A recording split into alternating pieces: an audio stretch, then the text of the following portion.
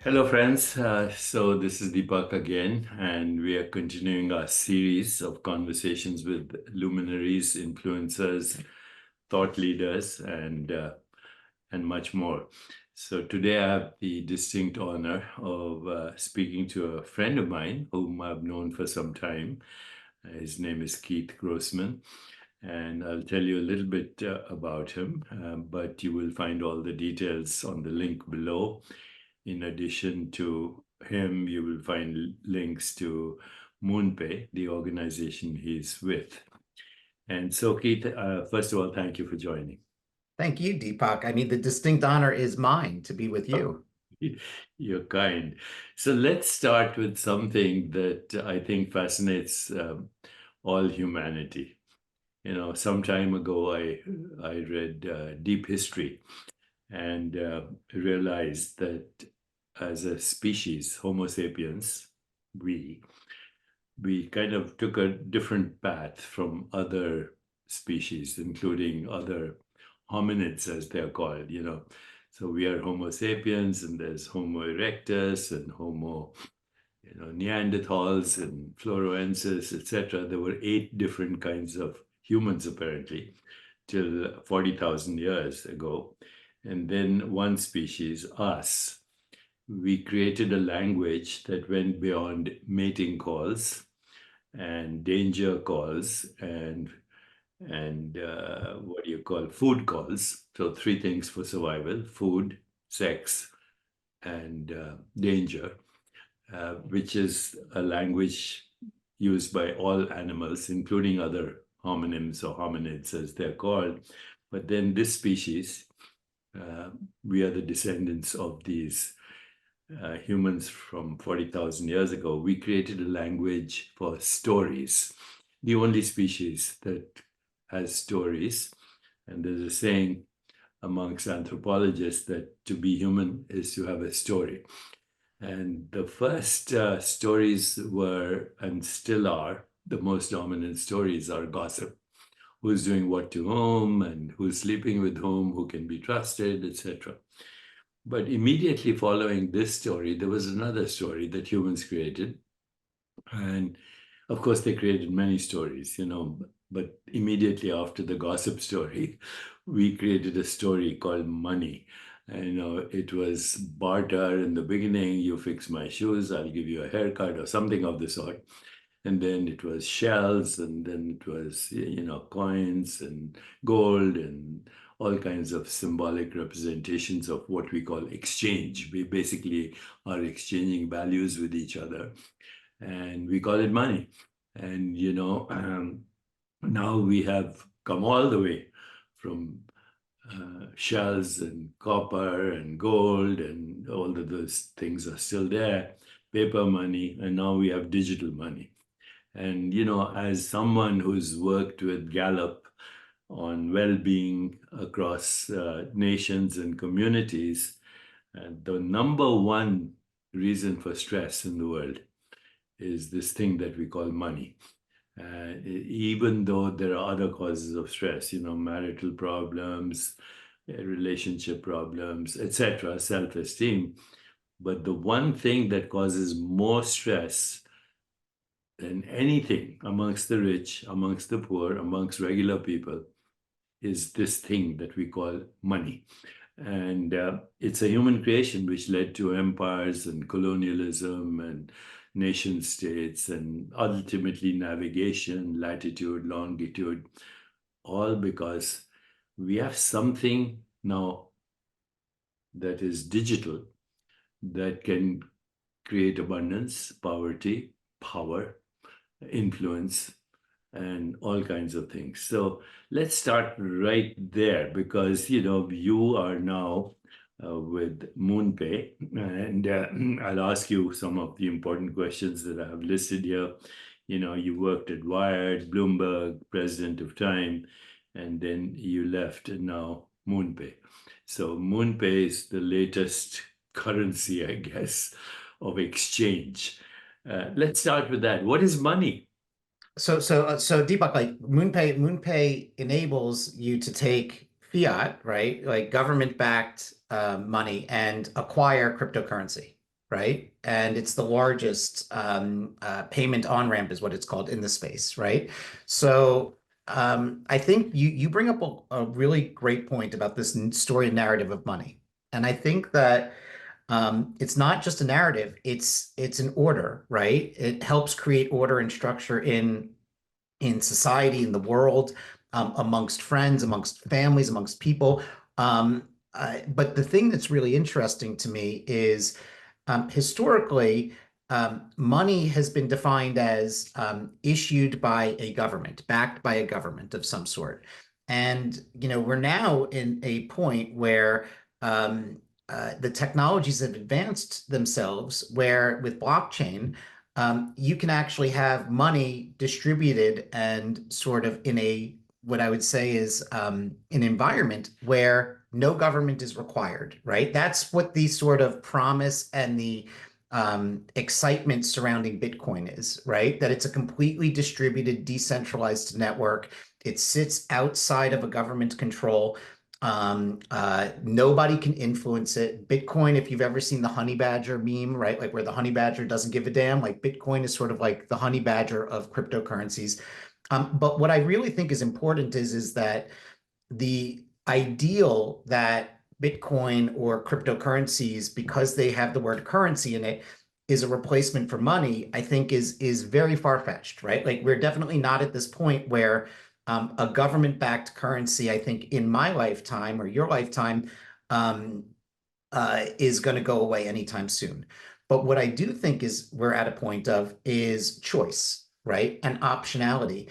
And I think what's really interesting is when you look at, generations today, right? Like everyone who's born today into this world feels comfortable with the idea of a digital world, of digital ownership, right? Whereas every person who leaves, who passes away from this planet, is somebody who either didn't feel really comfortable with like this transformation that's ongoing or didn't understand this transformation that's ongoing. And so like we're seeing a replacement take place where more and more people are engaged in ways in which they can use different, what I would say is like stones back in the way when money first started to transfer value to each other, right? And the best example I would say is look at any 10-year-old today, right?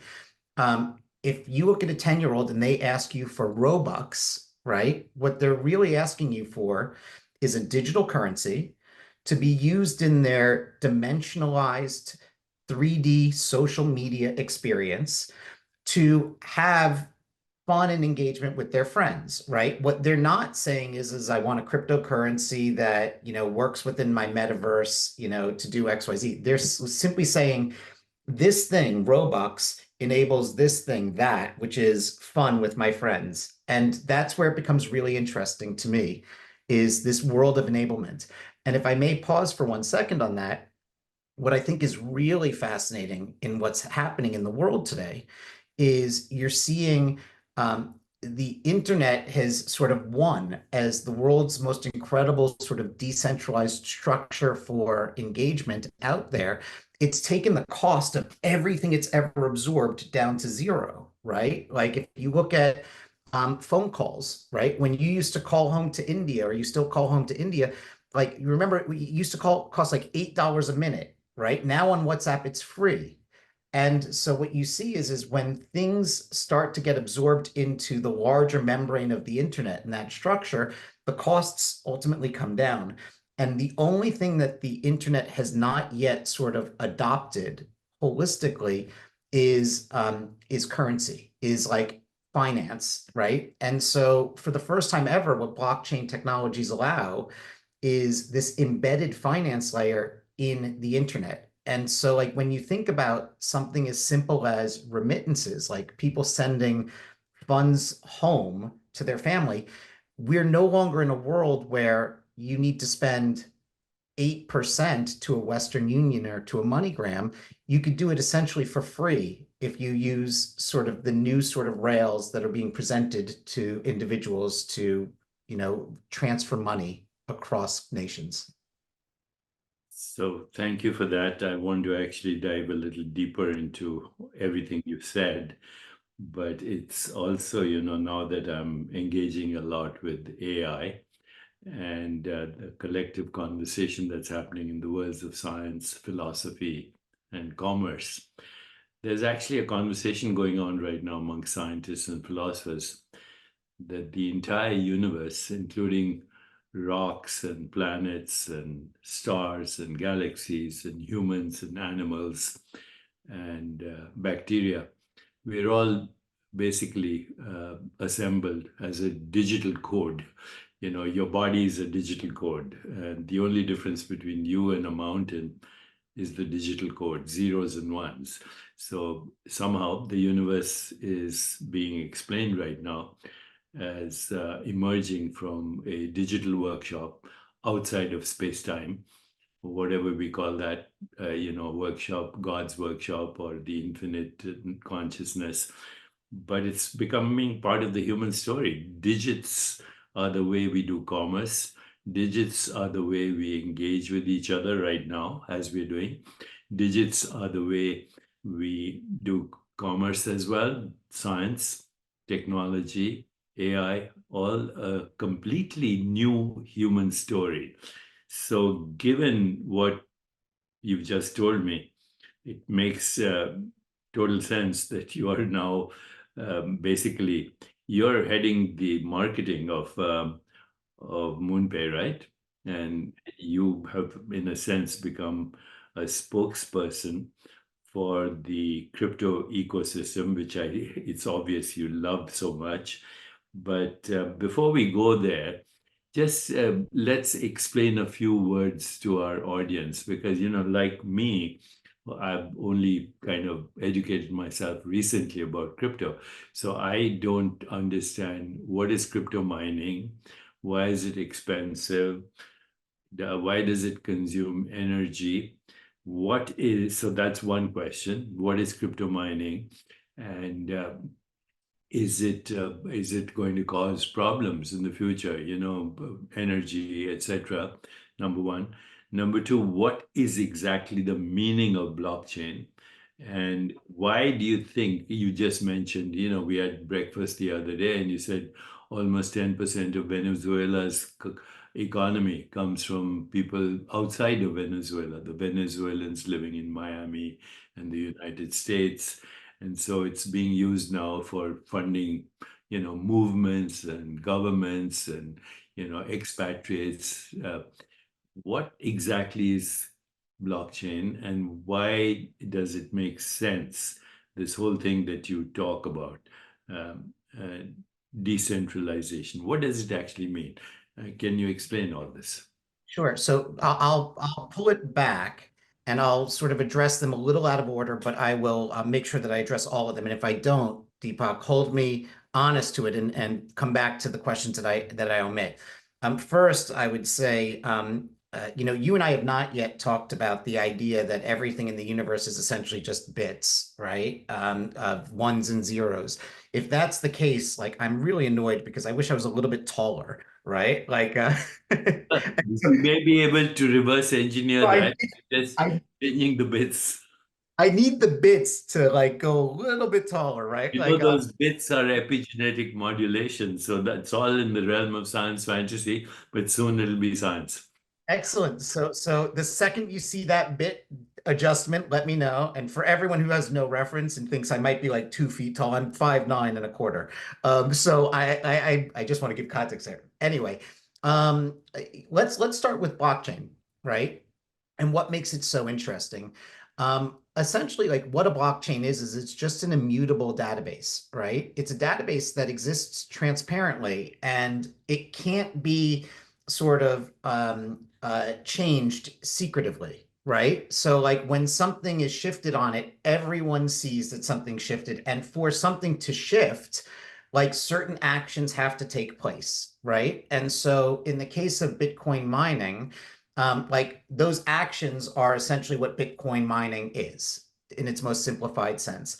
And what makes Bitcoin so brilliant is the mathematical equations that are required to actually shift the database, right? And to adjust the ledger that the blockchain exists on, um, uh, increasingly become more complex over time, right? And the rewards that you get, which is called the Bitcoin halving, one of which just happened, they happen about every 4 years.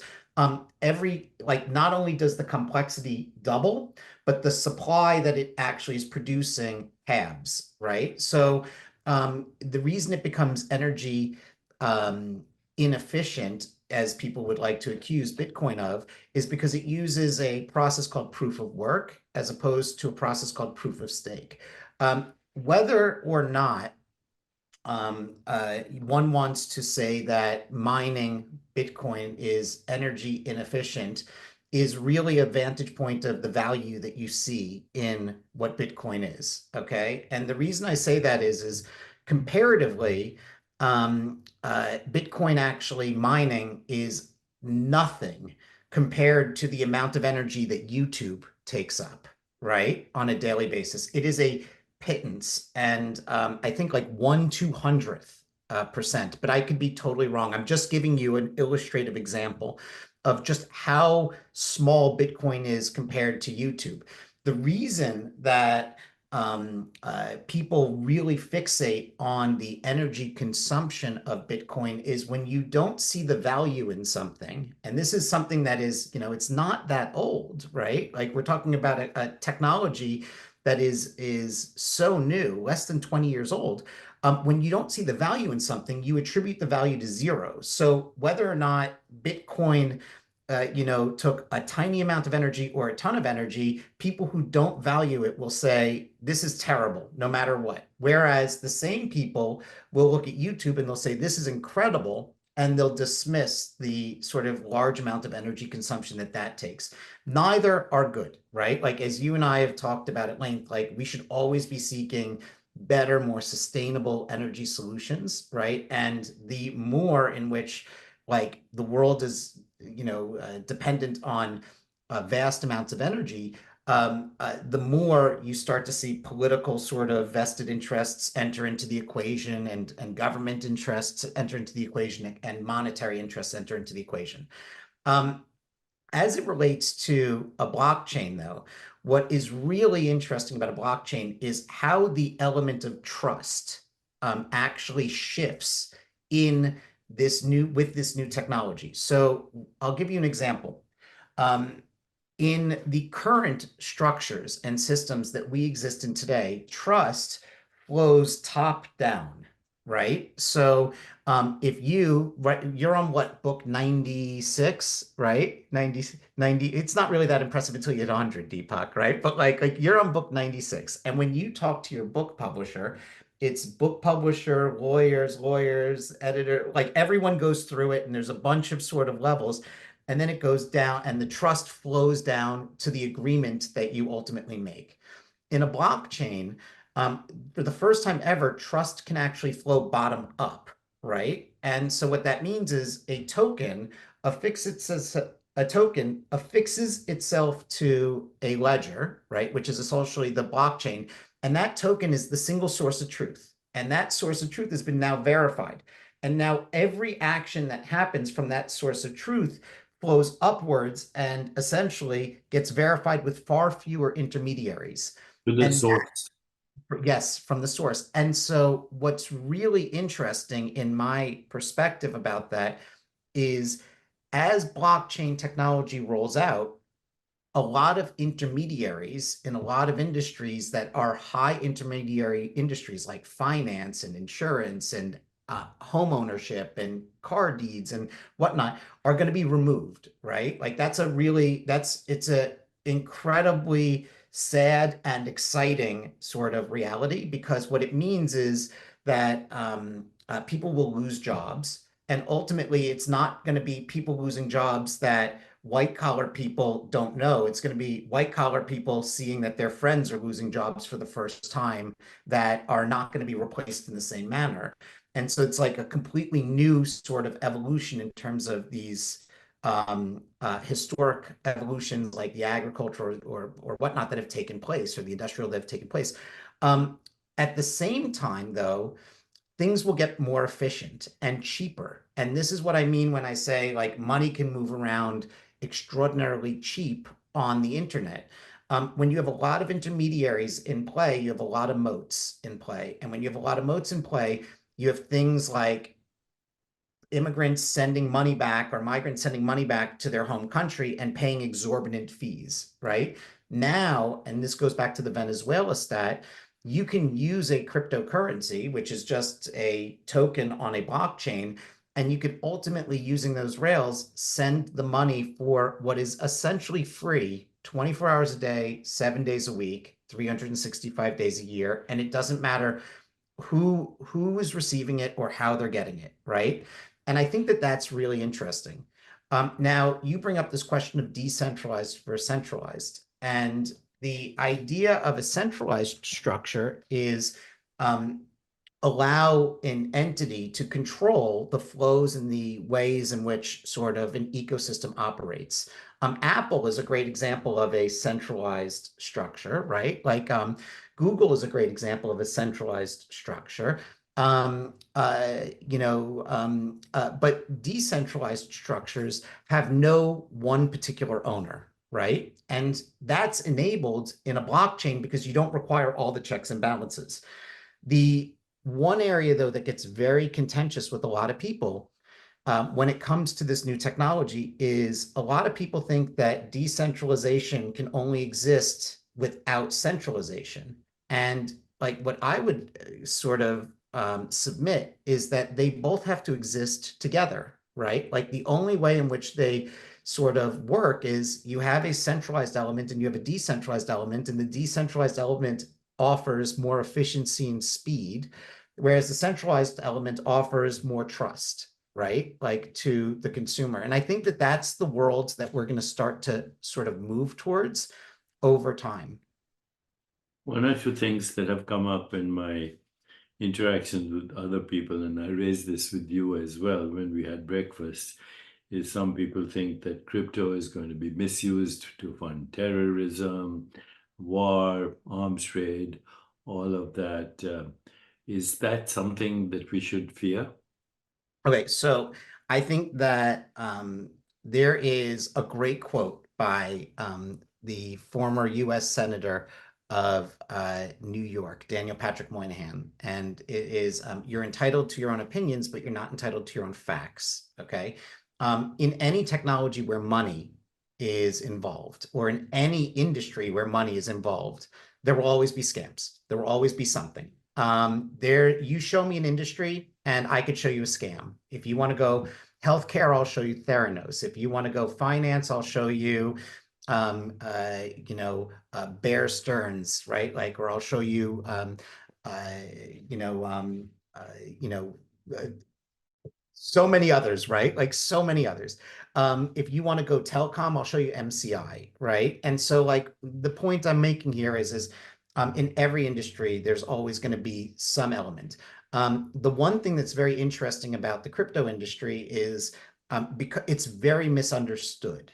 Okay, so let's start with like some facts, which is, do bad things happen in the crypto ecosystem? 100%. Do good things happen in the crypto ecosystem? 100%. Technology, by the way, is neither good nor bad. Technology is an application layer that should be properly regulated, not politicized, and focused to enact and reward the most good, right? That's it. But what makes crypto really interesting, and I think that this is the most misunderstood aspect of it, is crypto is not anonymous. Okay, crypto is semi-anonymous, right? And so because it's semi-anonymous, there's always something that can be affixed to the money transfer wherever it goes. And what makes that fascinating is there are some great firms out there like Chainalysis who literally can look at every transaction and say, this transaction started in North Korea, this transaction started in Russia, this transaction is linked to an account that like you don't want to be associated with, right? Like we use all these technologies at MoonPay to make sure that we are compliant in every aspect, right? And then to be able to enter into the crypto ecosystem in a large majority of the areas, like you need to KYC yourself, which is like we need to know who you are, right? And so the entering in and the exiting out, like you tend to have to know exactly who that person is at those sort of junctions and points. Like we at MoonPay know exactly who almost in our entire audience is of 22 million people that engage with us. That being said, when Chainalysis looks at the number of scams that take place and the number of like illegal activities that take place or crimes that take place in the crypto ecosystem, it's shrinking. It's not growing, right? And it's a smaller and smaller part every year. And at the same time that people bring up things like this, you see articles in like the FT that will say, or Bloomberg that will say, global finance, global finance terrorism is taking place, through Citigroup. And I just use that as an example because that was a headline that I was shocked by, where it was like Citigroup is the bank of choice for global finance terrorism. And you're like, oh my God, this is absolutely crazy. And the final point I would make is, let's say you were to take um, uh, Pablo Escobar today, right? Like he's alive today, and you said to Pablo, Pablo, how do you want to launder all of your money, or how do you want to hide all your money? I'd be pretty sure if I was him, I would still stick with cash. I'd stick with, right? It's 100% anonymous. There's no tracing of it. I think there are stories that there's still an insane amount of his cash unfound, whereas with crypto, you could find and locate everything everywhere. And the last point I'll make, Deepak, is NASDAQ, when they literally put out in the beginning of 2024 their study for like global financial concerns, crypto wasn't even listed. It's that small. And so I would simply say, like, every technology can be used for good or bad. There are good things that happen in the crypto ecosystem. There are bad things that happen in the crypto ecosystem, but comparatively to the larger global ecosystem, it is nothing. What I'm hearing right now is that this whole crypto universe has moved beyond theory and is impacting people globally in reality. And I've been reading this piece that you put out recently on CoinDesk. If men were angels, decentralization's silent comeback. And apparently the headline says that Keith Grossman argues that we are facing a new and insidious form of centralization that's threatening core civil liberties. But just as this threat is fueled by emerging technology, it can also be stopped by it. So, what do you really mean when you say that there's a distinction between visible and invisible centralization in this CoinDesk piece that you write? Can you please clarify what you mean? Sure. So first off, there there is no bigger honor, Deepak, than knowing you read one of my pieces, and I hope you enjoyed it. Well, thank you. I So enjoyed it. I'm trying to, digest it a little more, and you're helping clarify that. no problem. So this if I may, right? So what I loved about this piece, and I feel very passionate about it, is I think you and I talked about this. When I was in college, my major was I was a government major with a focus on American history, theory, and politics. And then I come out of college, and my first job is actually working at Wired in the technology space. And and Ars Technica ultimately, and then to Bloomberg in the financial sort of space, and then to Time in the larger thought leader space, and now to MoonPay, right? And so what I really love about this piece more than anything else is it brings together all my passions of government, of technology, and of society in one piece. And it's called If Men Were Angels. It's on CoinDesk. And what I wanted to start with was, look, if you look at our country in the beginning, right, when America was founded, it was actually founded in a decentralized manner. right? There was no king. There was a president, there was Congress, and there was the judicial branches, right? So it was literally designed to be decentralized. And ultimately, over time, you started to see more and more sort of checks and balances against the three checks and balances that were in place. That was the rise of the fourth estate with media, right? And mainstream media was to make sure that it always kept government and the three branches in balance. As people's perspectives started to skew and question mainstream media at times, sometimes validly, sometimes invalidly, right? Like there are a lot of amazing journalists out there, in my opinion. You had the rise of citizen journalism, right? That has its pros and its cons, and it's way too much for this conversation. And so you see continued decentralization occurring. But what's happening is you're now seeing a lot of technologies take place and advance to a point where you can literally do massive amounts of data analysis and have computers make decisions, that can affect your life in tremendously different ways. And that's what I mean by invisible sort of centralization, right? So when you look at the rise of AI or machine learning, right, like what you're really looking at today is really, really smart data capture, analysis, manipulation, and understanding, correct? Right? And decisioning of that. Um, Against that backdrop, you're beginning to see governments really begin to centralize a little bit more than they've ever done. And they're using these new technologies to be able to sort of remove choice from the equation from the consumer, right? So, or optionality in their life. And what do I mean by that? Like, I think that the two best governmental sort of potential overreaches to centralization versus decentralization and choice in the United States might be the Congress assessing whether or not to ban TikTok, right? So if you look at TikTok, here's a platform that reaches 170 million consumers in America. It's unbelievably powerful, right? The reality of TikTok, though, is it's owned and controlled by the Chinese government, right? And so every journalist in mainstream media has essentially looked at it and said, these algorithms are manipulating perception of people because they could change the way in which you see information, right? The US government, on one hand, it has like two different battles that it has to fight. One is a PR battle, and one is a country sort of at the core of its existence battle for its people's sort of minds and their perceptions.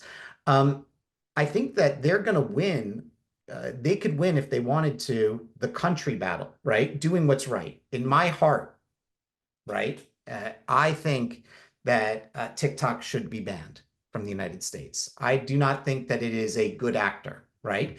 However, for the first time ever, you're going to have a group of people between, let's say, the ages of 15 and 35 who are on TikTok that have built their identity, have built their businesses, have their friend circles, all potentially taken away from them. And they're never going to understand that the US government was trying to do something that was right for them. They're only going to see that like their existence as they know their digital identity was removed by a centralized force, right?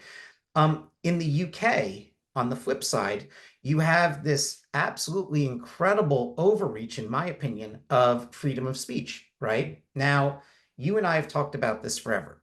I believe in this, and I know you believe in this. I believe in the Warren Buffett, quote of, love is the only commodity you cannot hoard, right? Like the more you put out into the world, the more you receive, the more you hold on to it, the less you have, right? And I love that. And, I've said this and I will say this to this group because I know that the people listening to this podcast are people who love and admire you.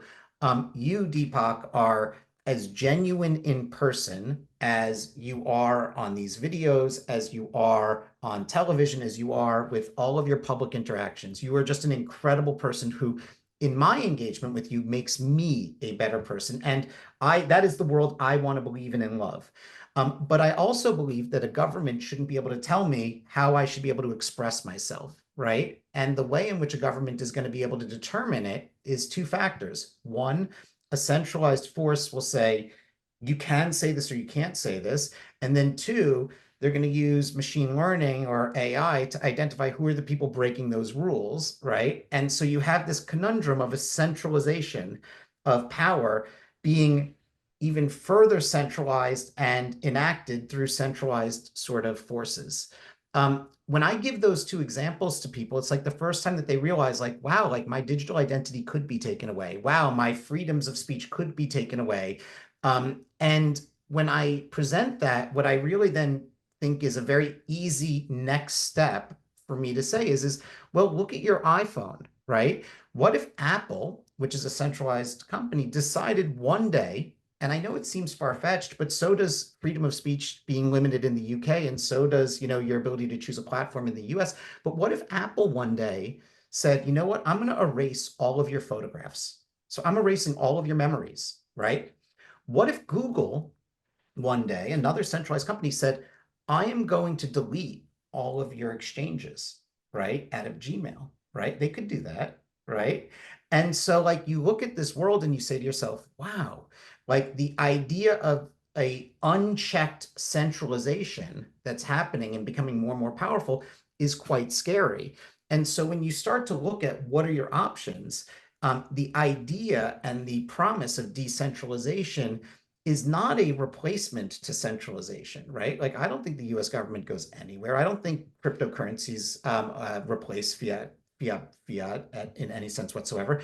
But what I think it provides is the option for people to ask a simple question, which is, why does it have to be this way? And if consumers have that realization, if individuals have that realization that something doesn't have to be that way, then I think that that is a great world to live in. And when it comes to the Venezuela remittances, right? And you think about this, like, why does it have to be that somebody working so hard to support their family in a foreign country has to pay 7% to send back $100? That's the person is receiving at the other end $93 off of the hard work, right? Because the system is set up in such a way. If a new system allows you to send that money for free, essentially, why wouldn't you want that option, right? And I think that that's the promise of what decentralization provides, not a replacement, just a new sort of ability to move from this world to this world. What you're saying is that there's a natural evolution where there'll be a balance between decentralization and central control. Is that right? That's exactly right. And like here, Deepak, like there's another element of blockchain technology that's very important in related to what you and I talk about all the time, which is if a token can be affixed to a centralized source of truth, to a source of truth as a blockchain, right? Then and it removes all unnecessary intermediaries, right? If you think about all AI does and all machine learning does is increase the speed and efficiency of information processing, right? So everything becomes more efficient and faster over time. The only technology that can keep up and validate against this evolution or revolution of AI and ML that's taking off is a blockchain, right? Because you can't expect human beings to be able to make all the choices to say this and that. And so what does that mean in real life?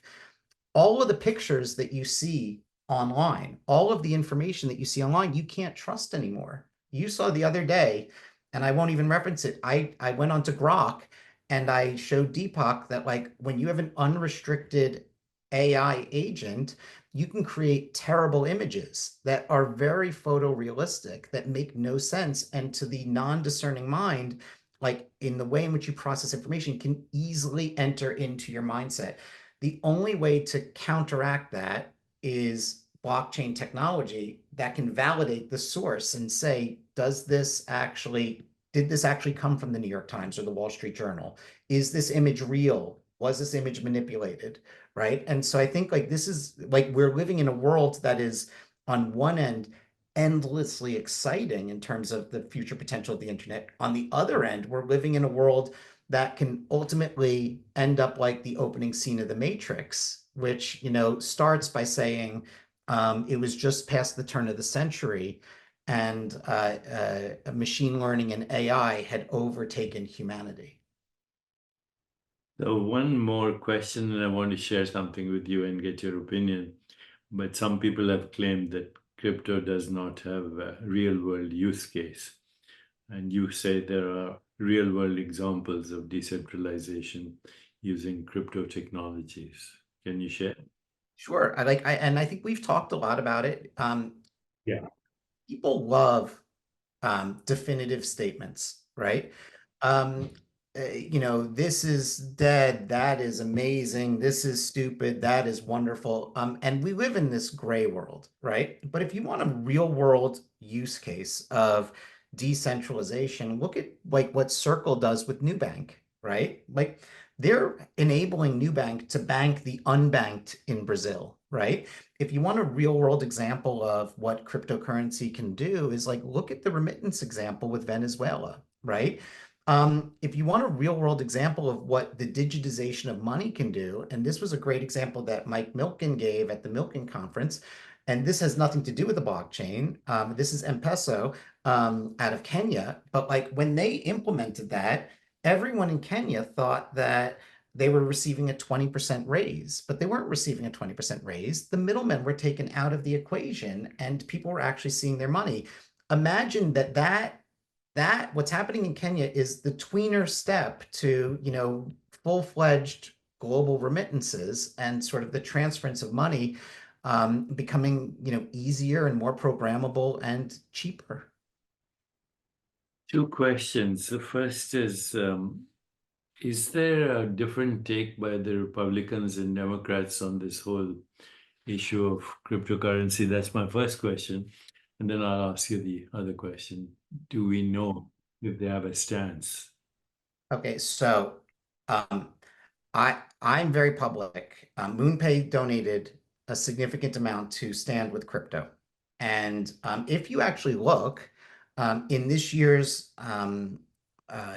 election cycle, 50%, roughly, I think it was 48% I saw of corporate donations went towards were from crypto companies, right, this year. So like if you don't think that this is a real issue at stake, like you're kidding yourself. Paradigm announced in March, uh, that this was going to be a real wedge issue for people. And unfortunately, when money is involved with politicians, then like people assume positions both rationally and irrationally. Um, my stance has always been that this is a technology. This technology should be regulated, right? It should not be a Republican technology. It should not be a Democratic technology, right? It should be a technology that enables, the U.S. to continue to grow and innovate and be one of the greatest countries on the planet. That being said, the Republicans have taken a very firm position on cryptocurrencies. They've included Bitcoin in their party platform. Trump has spoken at Bitcoin conferences. The Democrats for the past 3.5 years have sort of played both sides of the equation, right? Like they have on one end pushed forward what's called Operation Choke Point, right? Which make sure that the banking system can't sort of interact properly with the crypto ecosystem. And on the other hand, under the Democrats, we've seen the Bitcoin ETFs ultimately get passed, right? Granted, there was a lot of legislation that sort of took place in the courts. There are on both sides of the aisle very smart people. Okay, there are on both sides of the aisle not smart people. Like I don't know how else to say it. I feel, as you know, that like we have a kakistocracy today, and it's sad and it scares me. But I think what you're seeing is holistically, right? And this is where I loved Stand with Crypto's sort of analysis of all of the politicians and advisors that are sort of up for this election cycle. If you look at all of them that were analyzed, 68% of them had a grade of A or B, right, as it related to supporting crypto. That's an amazing amount. And only 32% of them had a C, D, or an F, and only 28% of them had an F, right? And so I think that this notion that Elizabeth Warren, who irrationally, has pegged against the crypto ecosystem of it being of there being this anti-crypto army, I actually would argue there's the opposite. There's a huge crypto army, not because the crypto people are fighting to destroy everyone else, because this is just a technology that has been unleashed that can help people if applied properly and properly regulated. So, like, I think that it's a long answer and it's a short answer. Both parties have taken positions, right? The Republicans have, promised the world as it relates to the crypto ecosystem and industry, essentially. The Democrats have been more sort of cautious on it, but like, um, it's hard to determine, what their stance really is because Kamala, while she was, yes, VP, everyone knows that the VP job in government is the most useless job in the entirety of the US government, right? The only role for the VP is wait till the president dies or go to second-rate diplomatic funerals, right? So it's like, they're like, there's no policy that takes place from a VP historically. So I say this jokingly. I also mean it seriously. Like I think that like we have to look at cryptocurrencies in the lens of proper regulation, and that is not a partisan perspective. For the average investor right now, financial advisors say 50%, or at least I've heard them say 50% should be in equities, 50% in other, treasury bonds, this, that, the other. Would you suggest a percentage of investment to the average investor, not the very rich people? Um, I don't give investment advice, Deepak. What I will say with investment advice is um, people should always only invest what they can afford to invest. They should always assume everything's going to go to zero. They should never invest if they believe that something can X%, right? You must have a thesis or a theory as to why you're making an investment.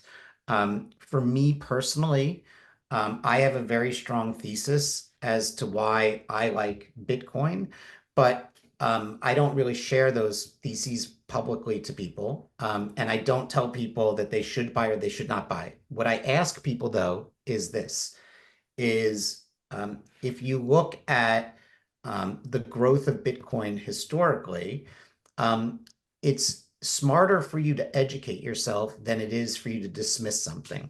And if you need a resource to educate yourself, I think the first thing you should do is just go to bitcoin.org and read the white paper. And if you like that and that interests you, then do more research and do more research. But don't just put something in blindly because someone like myself or you are talking about this, or a financial advisor says, do this or don't do this. Thank you for that. So, two final things that I want. First of all, I also want to mention that Keith will be on a panel at Sages and Scientists, September 13th, 14th, 15th is when we're having that.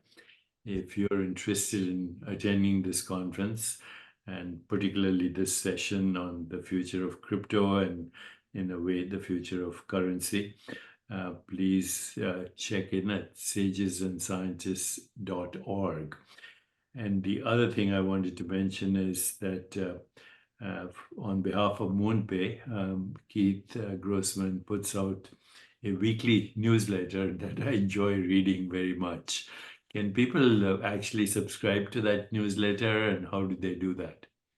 So it's not subscribable, but if you really wanted it and you wanted to receive it, just shoot me an email at keith@moonpay.com and I will add you on. Keith@moonpay.com. Finally, I mentioned this to you the other day, but the Kingdom of Bhutan, the king in particular, announced a few months ago and is going ahead with his plans. He's, for the first time, and this has never happened in the history of any country, he's dividing the country into two parts. So one will remain the Kingdom of Bhutan. The other, which is a piece of land bordering India, is going to be the size of the state of Singapore, which is very significant. Actually, it's more than the size of Singapore. And he's creating a separate governance structure there, a new currency backed by gold, putting a lot of emphasis on crypto as well. And, Bhutan is the one country right now that I've learned is not just carbon neutral, it's carbon minus, significantly carbon minus. They have hydropower that could be used for crypto mining. So gold-backed crypto, new governance, when the governance is going to be, the example they're taking for governance is Singapore.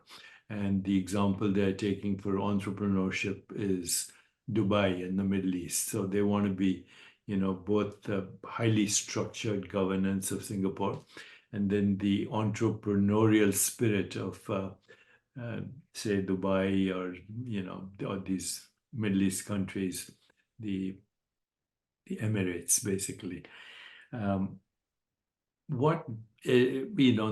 that the king has asked you for advice, but I happen to be in some of these conversations. What do you make of this new idea of crypto gold-backed governance and a new country altogether? It's going to be called the Gelfu Mindfulness City. Well, when you told me this the other day, I just thought it was so interesting. I thought it was so fascinating. And I believe, and correct me if I'm wrong here, you said that the king also enacted democracy on on the people against their wishes, which was an absolutely fascinating and incredibly selfless sort of approach. I would say that given everything you have said to me about the king, there's no greater example of a modern day government, coming from nothing and creating something absolutely fascinating than Singapore in my mind. I mean, I'm absolutely in love with Singapore. I am fascinated by Lee Kuan Yew and his learnings and what his teachings were. And I think that there's a lot of learnings there for any country that is small enough that they can enact sort of some of those disciplines. At the same time, I am endlessly fascinated with Dubai and Abu Dhabi and the Middle East. I've been very public about that. Um, uh, it feels like everywhere in the world you go, when you bring up a problem, everyone likes to address why something can't be done. When you go to Dubai, the question is how can we make it happen? And I think there's a really interesting sort of inversion that takes place there in terms of mindset. And so, I mean, I am going to watch um, uh, so keenly to see how this evolves because it just seems so interesting, and it's a small enough environment that you can control so many of the factors and help so many people. Like a combination of the United States, the best of Singapore, the best of Dubai, right? That to me is amazing. I don't know what else to say. I have no advice. I'm just going to be an observer, and any area that I could ever be helpful, I will always be helpful.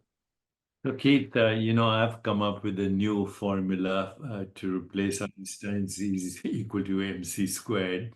The new formula for reality. It's called zero is equal to one is equal to infinity. So it's basically the future of abundance, in the world. Zero is the 0 point energy field. Hopefully one day we'll tap into it for energy as well. One is we are all connected and inseparably one. And fundamental reality is infinite. Zero is equal to one is equal to infinity. I have been promoting this idea, social media, but do you see a world of more abundance and more economic and social justice with these digital ideas emerging? Do you think there's hope for a more uh, just, economically and socially equitable world? That's my last question. Okay. So I think that that's what we should strive for, right? I think we should always strive for a happier, more prosperous, more inclusive, more peaceful world. What I would say is, if you look historically, right, like everyone thinks that we're in this moment of upheaval that has never happened before, right? But between, I think it's 1879 and 1904, the airplane, the telephone, the light bulb, the automobile were all invented, right? So if you were born in 1904, you only know a world that has the light bulb, the airplane, the telephone, the automobile. That's amazing, right? If you died in 1878, though, you don't know a world that has any of that. Where we are today with, cryptocurrencies, machine learning, AI, metaverses, all this stuff is sort of like 1910 when some person is like, hey, you know what, I'm going to stick with my horse for now, like that, like car thing. Let's see where it goes. What people don't see with moments like this is the changes that occur like 5 or 6 levels later, right? Like if the airplane wasn't invented, right? And the automobile wasn't invented, if the telephone wasn't invented, if the light bulb wasn't invented, like we would have never put someone in the moon, right? We've never put someone up into space. We wouldn't have satellites. We wouldn't have the internet, right? And so, like, what we're seeing today with sort of the proliferation of these technologies like AI, ML, um, blockchains, etc., can have like really great effects. They could have really scary effects, right? Most people will say, and I think you and I have talked about this at length, that they love change. And people are lying to themselves. Most people hate change. They say they love change, but they hate change. What they like is change when they know what the outcome is going to be, right? But like we're really in this moment where the future is in our hands, right? And to me, that's why it's so important when you ask that Democrat Republican question, and I say, no, no, no, like let's legislate this properly so innovation can happen.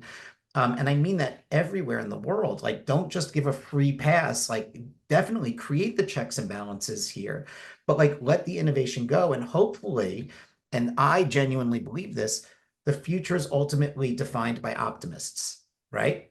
And if the future was defined by pessimists, the future would be very short-lived.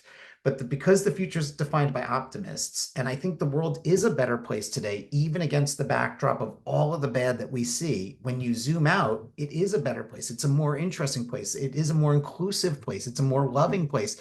People are living longer, but like everyone focuses so much on the awful that's taking place in society. And my hope is that these technologies are applied for good and that we can get to the future that you outline. We'll stop there. We've run out of time. Thank you very much, Keith, and we'll stop there. Thank you. Bye.